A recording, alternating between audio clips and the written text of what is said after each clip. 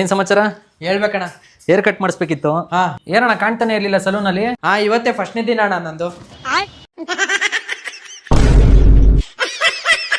ಈ ತರ ಗೊತ್ತಿಲ್ಲದೆ ಇರೋರ ಹತ್ರ ಹೇರ್ ಕಟ್ ಯಾಕೋ ಮಾಡಿಸಿ ಅಂತ ನನ್ನ ಫ್ರೆಂಡು ನನ್ನ ಕರ್ಕೊಂಡು ಹೋಗಿದ್ದೆ ಹೇರ್ ವೇಸ್ ಯೂನಿಸೆಕ್ಸ್ ಫ್ಯಾಮಿಲಿ ಸಲೂನ್ಗೆ. ಇಲ್ಲಿ ಹೋಗ್ತಿದ್ದಂಗೆನೆ ನನಗೆ ಯಾವ ಹೇರ್ ಸ್ಟೈಲ್ ಸೂಟ್ ಆಗುತ್ತೆ ಅಂತ ಡಿಸ್ಕಸ್ ಮಾಡಿ ಹೇರ್ ವಾಶ್ ಮಾಡೋದಕ್ಕೆ ಸ್ಟಾರ್ಟ್ ಮಾಡಿದ್ರು. ಹೇರ್ ವಾಶ್ ಅಂತೂ ಮಸಾಜ್ ತರ ರಿಲ್ಯಾಕ್ಸಿಂಗ್ ಆಗಿತ್ತು. ಹಾಗೆ ಒಂದ್ ನ್ಯಾಪ್ ತಗೊಳ್ಳೋಣ ಅನ್ನೋ ಅಷ್ಟರಲ್ಲಿ ಹೇರ್ ಕಟ್ಟೆ ಸ್ಟಾರ್ಟ್ ಮಾಡ್ಬಿಟ್ರು.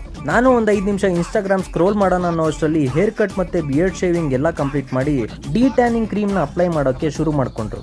ಅದೇ ಗ್ಯಾಪ್ ಅಲ್ಲಿ 2 ಕೈಗಳಿಗೆ ವ್ಯಾಕ್ಸಿಂಗ್ ಕೂಡ ಮುಗಿಸಿದ್ರು. ನಾನು ಫಸ್ಟ್ ಟೈಮ್ ವ್ಯಾಕ್ಸಿಂಗ್ ಮಾಡಿಸ್ತಿರೋದ್ರಿಂದ ನೋವಾಗುತ್ತೆ ಅನ್ಕೊಂಡಿದ್ದೆ, ಬಟ್ ಸ್ಮೂತ್ ಆಗಿ ವ್ಯಾಕ್ಸಿಂಗ್ ನ ಕಂಪ್ಲೀಟ್ ಮಾಡಿದ್ವಿ. ಏನಪ್ಪಾ ಇಷ್ಟೆಲ್ಲ ಹೇಳ್ತಿದ್ದಾನೆ, ಇದೆಲ್ಲ ತುಂಬಾ ಕಾಸ್ಟ್ಲಿ ಇರ್ಬೋದು ಅನ್ಕೊಟ್ರ?